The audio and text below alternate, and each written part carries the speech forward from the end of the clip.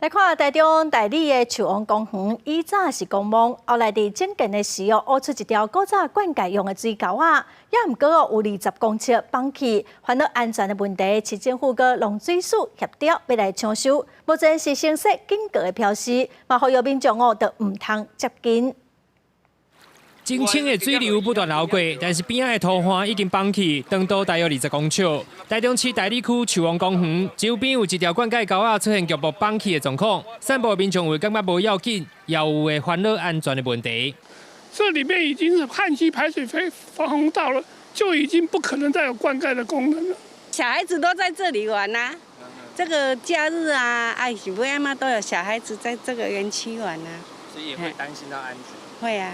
当地早年是台理第2公墓，伫咧中投公路东西两边，伫咧完成迁纵了后，就开辟为公园。因为就伫咧旱溪步道甲水利园区边啊，因此无分平假日，拢有民众来到公园佚佗。里长讲早期因为是公墓，灌溉沟啊去草坡啊砍掉的，一直到变成公园了后才建光。最近因为不明的原因放弃，真需要精修。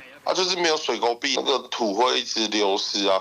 因为那公园是新盖的、以前是公墓啊，公墓没有人会走去那边啊。